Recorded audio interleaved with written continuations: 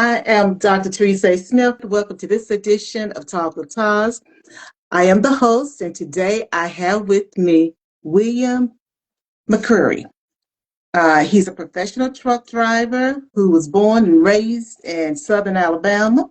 And I'm a Southern girl, so I'm trying to sound real Southern as I say that. After high school, he served 3 years in the United States Army. Thank you so much for your service. And William later attended Heartland Community College in Normal, Illinois. And in his free time, he enjoys playing golf, reading, and of course, spending time with his family.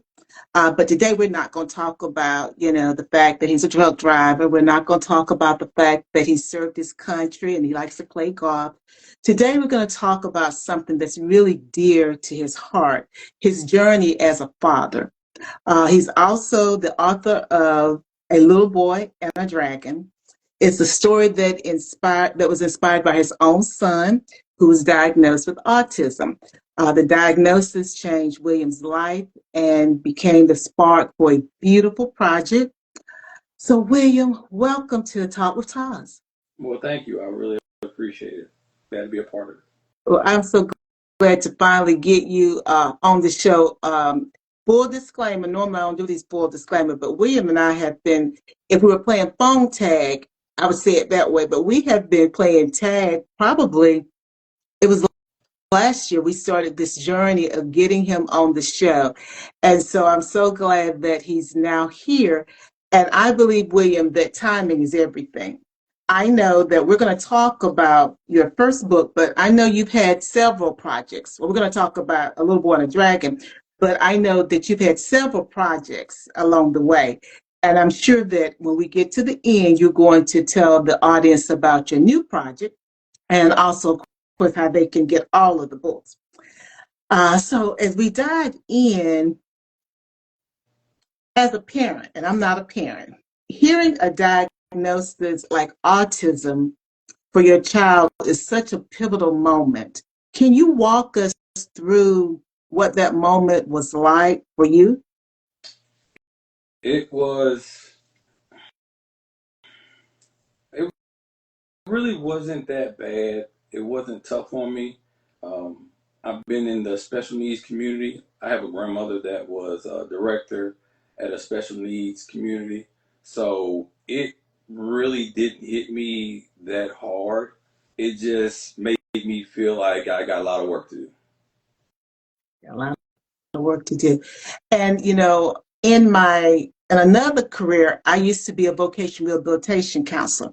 And I don't know if you're familiar with that term VR, but what I did was I was a school VR counselor. And so I worked with students who had disabilities. And my job was to help them transition from K-12 into employment. So when you talk about you weren't really thrown because you had a grandmother that had been in that industry, you knew that there was a lot of work to be done. And knowing that and having that background, what were some of the challenges that you had to overcome as a parent to help your son? I really wouldn't say there was a lot of challenges. It just was, like I said, it didn't hit me by surprise. I just knew that, like I said, I just had a lot of work to do. I wasn't heartbroken. I just was aware of the steps I needed to take to going forward. Now, you said it didn't hit you by surprise. So tell me, did you think that there was something that was a little different about your son before the diagnosis? No, because he started to talk and then he kind of regressed. So I did take that to be kind of peculiar. I just wanted to get him tested to make sure that he was healthy and that, we can get him put into the right programs to make sure that he was able to basically be successful and be a happy baby. Now, I'm in North Carolina. In North Carolina, we have what's called the TEACH program, and I've worked with TEACH through my prior profession. And they work with individuals who have autism, and they help to diagnose individuals who may have autism. Um, I know you're from Alabama. What resources were available to you as a family, as parents, to be able to determine what was actually going on with your son and why there had been the slight regression? Well, they have speech therapy. They have a community here that's called Beacon of Hope that are awesome. They're amazing. They do behavior development. So, you know, we were kind of like already thrown into it and had a system and a program to be a part Mhm. of. So we just kind of like dove straight into it. Now, how old is your son now? He will be 7 on the 26th. This month. Oh, oh, he's got a birthday coming up in a couple of days. Ooh, his ears are burning. So that he knows it's going to be some fun things happening. So he's still a young man, and I say young man, he's a young boy, but he's still quite young and has a lot more development ahead of him. I I've worked with individuals who have autism or Asperger or who've been on the spectrum. Have you guys been able to see what his special gift is yet? He likes the repetitive count. He can also read already, so I don't know necessarily if that's a special talent. It's just I'm like I'm taken back because, like I said, my expectations they weren't low, but he's exceeded expectations already. Mhm. And I just got a little chill when you were saying that. And I do understand what you mean when you say they weren't low, but he's exceeded your expectations. And I think, sometimes as individuals, I'm not even going to say as parents, but as individuals, is this our young man This is that we're talking about? Oh, this he's is making his debut today yes. too. Hi. He's not gonna probably participate too much, but he is here. Oh, So well, yeah, he is gorgeous. thank He's making his debut today.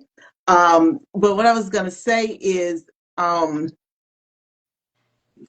I want to say something totally different. Years ago, when I worked at the Department of Public Instruction, I was working on a project, and there was a study that had come out from the U.S. Department of Education, and it talked about expectations. There was the parents' expectation for a child, the teachers or the school's expectation, and then the child's expectation. And what the study had found was that the teacher's expectation was here, the parents' expectation was here, but the child's expectation was at the top, and the fact that there was such a wide divide there. And I share that with you and with other parents because, as you said, it wasn't that your expectations were low, but he had far exceeded already what your expectations were. And so I give that to you as a gift because as he continues to grow up and mature, he will continue to exceed your expectation and maybe eventually even exceed his own expectations. But hopefully, when those years come, he'll be like, "Oh, I knew I could do it all the time," And so that's just a wonderful way that children, regardless of where they are as far as their learning, they believe that they can do more than even what their parents believe and even what the school believed. And I think that's just a wonderful thing. Jesus Blackman said, keep being strong black man. He said that to you, he salutes you to you, black man in the video. Great dads make the world go around. Absolutely. They make the world go around. And we need to celebrate and recognize our fathers. Sometimes, so thank you for saying that, Jesus Blackman, because sometimes folks like to give black fathers a bad rep, that they're not a part of their children's lives. And they are part of their children's lives. There's many ways to be a part of a child's life. And even if you're not a father, I know a lot of black men who are mentors and they're helping young males as mentors. So again, they play such an important role in the parenting process. Now, what was it that made you say, okay, I want to share my son's journey or share to write a book about that you called A Little Boy and a Dragon? I just basically want to bring awareness to the special needs community, just be a voice for them, somewhat of an advocate to let them know that they're not alone. They aren't not seen. They aren't not heard. I just want them to be able to be treated with some type of respect and dignity in the world. Um,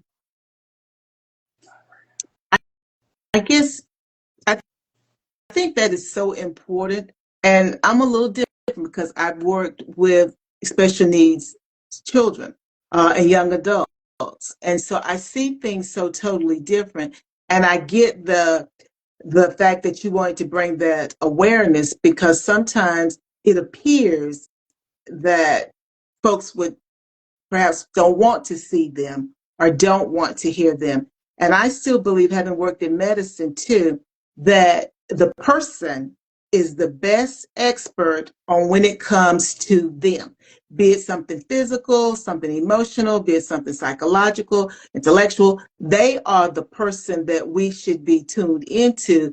But lots of times, even for those of us who may not have any disabilities, we still sometimes folks don't want to tie into the person that actually has the information. So I like the fact that you wanted to be that voice, be that advocate to make sure that folks understood that these individuals should be seen and should be heard. And I'm going to throw the word respected on there also, because they are a part of our society and they are contributing parts of our society. And we need to make sure that folks understand that. So I applaud you for utilizing the book in that manner. So you've written the book. How has the book been received by those that perhaps were a part of, I'm going to say, your network, given that your grandmother was in that community? How has the book been received? It's been received greatly. I locally, a lot of people have given me great feedback. So I'm just kind of like banking off that and moving forward. I would like to get it into the school district. I know a couple people that know the superintendent down here, so I'm hoping sooner than later, to kind of get a meeting with him Mhm. and have him look over it and maybe having it be a part of the curriculum. Oh, that would be wonderful. That would absolutely be wonderful. Because you correct me, are you hoping that the readers see the, I don't know if I want to use that word. Hmm, I won't use that word. Are there specific themes or messages that you have in the book that you want the reader to focus on? The message of, kindness, compassion, love. They just want to be loved and treated just like any other person, any other human being, any other citizen. They want to be able to get a degree, have a girlfriend, have a regular life or normal Mhm. life. You kind of go through this maze of life. Mhm. And that's why, when I think back on my work with voc rehab, it was so important. I was a lot younger then, but not that much younger. And what we did was to level the playing field so that those individuals could have a regular life, have a job, be contributing, have a girlfriend, go get additional education. And that is so important to be viewed as a contributing component of our society. What do you envision the future looking like now that you have a child who's on the spectrum and you're working through that? He's exceeding your expectations at this point. What do you envision the future looking like? Well, since my son is coherent, he's very intelligent. We have people who have come out of it through digestive specialists, um, boxing their system. That way, if it's not necessarily autism, it could be a delay in speech. So I'm hoping and have very high hopes that his is a delay in development. So because like I said, he can read and we talk. He just hasn't got full sentences out yet. So like I said, my expectations for him, I hope to see him be successful in middle school, be successful going on to high school, and even hopefully making it to college. Now, let's and I'm going to touch and agree with you on that. I was thinking as you were talking, so I want to go back a little bit. He, your son, it was a speech delay, if I'm understanding you. It was a speech delay that he might have been chitter chatty you younger, but then there was a speech delay. Are you saying that's what was the thing that you guys really noticed that was a little different? Yeah, like I said, he spoke to me early on in life, but then Mm-hmm. so he's now coming around full circle, and like I said, he's talking more now. He's expressing himself more now. He's very independent, so he's allowed to basically roam freely throughout the house, and you know, just have his way with the place. Mm-hmm. Go to the cabinet, and he points certain things out, and he'll tell me what he wants. Like he'll tell me his favorite snacks, Slim Jim. He'll say Gushers. He'll tell me juice. So Uh-huh. we're just working on getting full sentences out. He even before he left out of here, he was trying to tell me, "Daddy, I'm ready for a bath." So he was saying bath, and I'm not just yet, but I'm gonna get you a bath. Mm-hmm. And you were saying because autism, it's just like with other illnesses. And I can talk about this because I'm never textbook. But then when I'm textbook, the doctors don't seem to see that I'm textbook. But most times I'm never textbook when something's going on with me. Um, but autism, and not just autism, because you said something. That's the reason I want to go back to this. Cognitive delays, autism, and other forms of air quote, I'm going to say symptoms. I'm not even going to say diseases or diagnosis. I'm going to say symptoms. They present so differently in children because you said that it's a possibility because you talked about digestive specialists. You said something about oxygenation. I'm probably mispronouncing it, and that you're doing other things, and it's a possibility that he may. You used the term "grow out of" whatever, but depending upon what's really going on, he may excel tremendously, and things level out. Because did I understand what you were saying? That's absolutely correct. I was speaking to someone today, and they're talking about just leveling out, Mm-hmm. using digestive drops to get those toxic chemicals out of the stomach, whether it's sugar, whether it's lead, or etc. Mm-hmm. It's kind of like I said, just to balance out their emotions and get better sleep. Mm-hmm. And I'm telling you, sleep will do something for you. They need to bottle it. I'm telling you, and it'll do something for you if you're not Right. resting, because you can get sleep, as my watch will tell me sometimes. You slept, but you didn't read. You didn't rest. So Right. being able to sleep, then rest, and we're talking about young kids whose bodies are still developing. Oh, it will be interesting to see how he continues to develop. I'm gonna touch and agree again that he outgrow it because of the fact that he can read. That is so, that's very encouraging to me. He can read. We just got to get the sentences. We just got to get him to go from words to sentences. But the mind is a very interesting instrument because you understand if he can read now, because reading is here in the continuum. Words are here.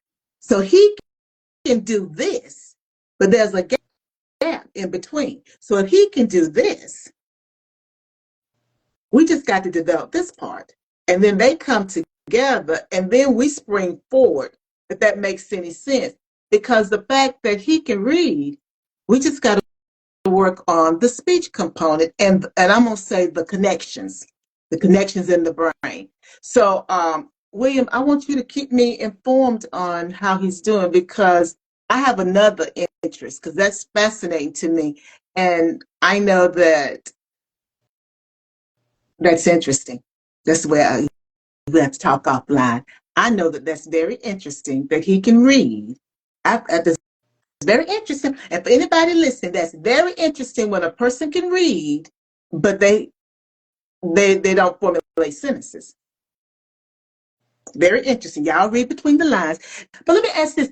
What clued you in on digestive specialists seeking assistance through them? Well, he has issues sometimes with bowel movements, but that's, Mhm.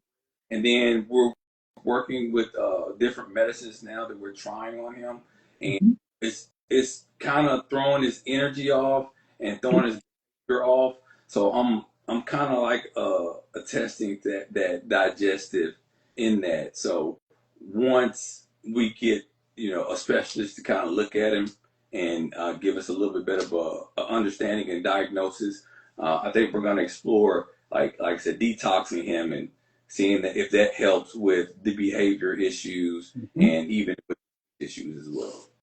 Mhm. You know, I'm going to invite some folks on my platform. Well, I've told them I'm going to bring them on. I'm doing some alternative medicine. I'll just leave it at that. And one of the things I'm using is to help me with my bowel movements. I had an issue with bowels and was out of work for 4 months. Was in a hospital. Um, and what I found is that I'm better using the alternative medicine, and I've been off the prescription medicine for several months now. My doctor doesn't know that, but she'll know it when I see her in a couple of months. But I took myself off of the prescription medicine. So I think you're on the right path. I think you're on the right path. And sometimes our bodies are filled with toxins. So I think you guys are on the right path with that. Um,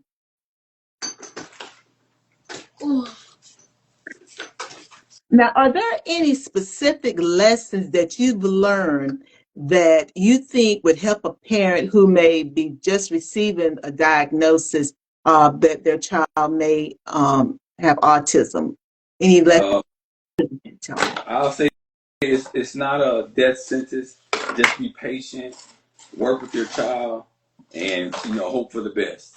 I think things will turn out very well if you just stay consistent and just move forward.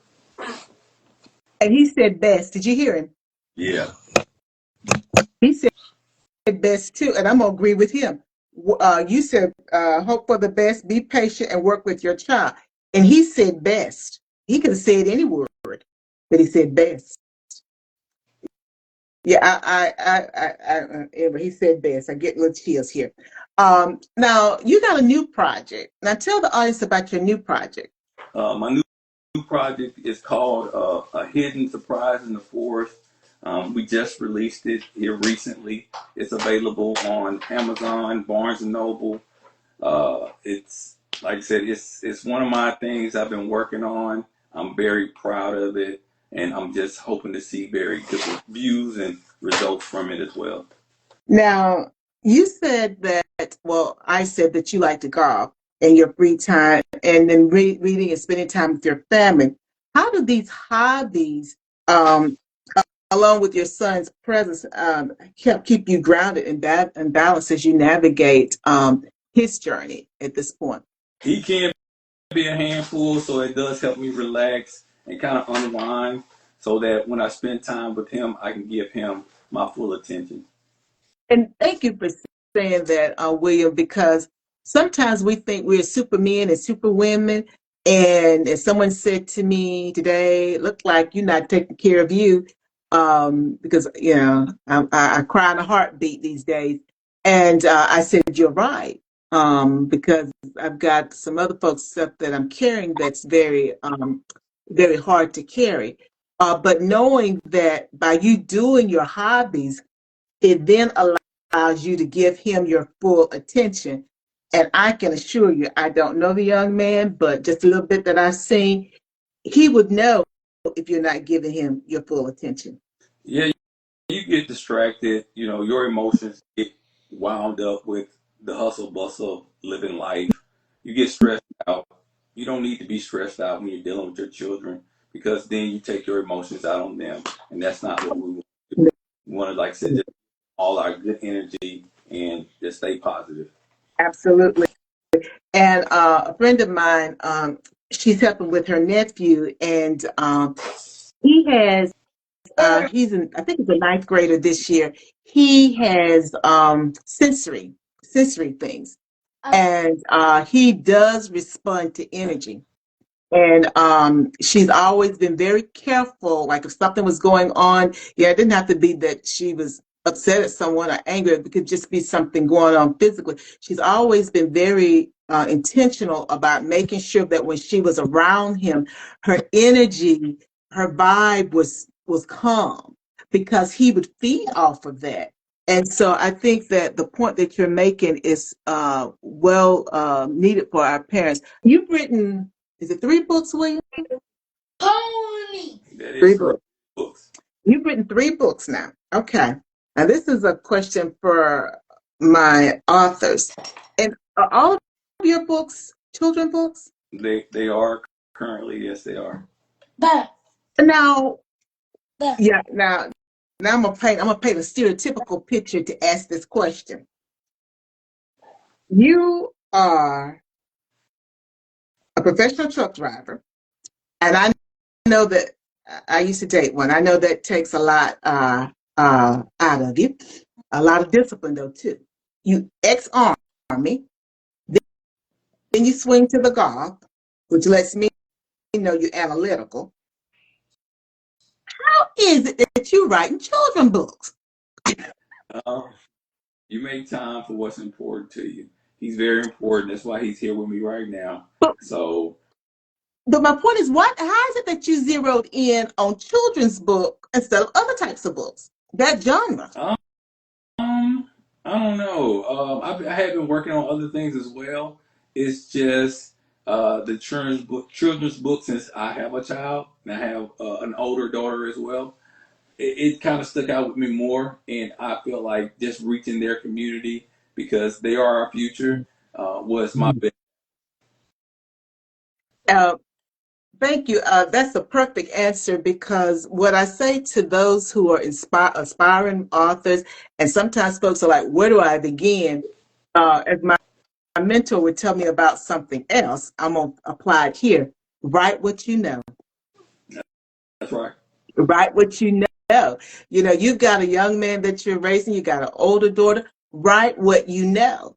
And because like I said, I was trying to make it very stereotypical. Here you are, this strong Black man, but you're writing children's books and you're making an impact. And I just think that's such a wonderful way. I'm a woman of faith. It's just such a wonderful way that God is using you because you basically are changing not only parenting, but changing how people view Black men. Because you're writing children's books. And that is a wonderful gift to your son, to your daughter, to your future grandchildren that hopefully, I don't think you're a grandfather yet, but your future grandchildren that's coming and great grandchildren. What a wonderful legacy that you were able to take your gift and funnel it into children's books and impact the world and education too. So that's just a wonderful thing. William, tell folks how they can stay in contact with you. Well, you can reach me on all platforms. William D. McCreary on Facebook, Instagram, Mr. VAP, and on TikTok. And I'm also as well. So. And what was the last one that you said, William? Thread. That's the platform that's available out here. But you can also Google my name and the books will pop up as well. All righty then. Well, William, thank you so much for being on Talk with TAS, and thank you for sharing our young man with us. And thank you so much for letting your passion for reading and writing focus on children's books, because I think that is so important. As I said, that's different. And I think we need to see your young man, your son needs to see it. And I think other people need to see that we can do and be anything, and that we don't have to be in a mold, because you are showing that here you are, intelligent Black man, and you're an author, but you're writing children's books, and that is so important. And so I also say to my audience, if you have a message that you want to get out, I have a global audience that watches my show. Please consider coming on Talk with TAS. If you've got some content that you're trying to get refined, I am an editor also, and I'd be honored to help you get your project to the general public. Again, this has been Talk with TAS. My guest has been William McCreary and his lovely son. And remember, before you go taking care of someone else, please make sure you take care of yourself first. Bye now. Bye bye.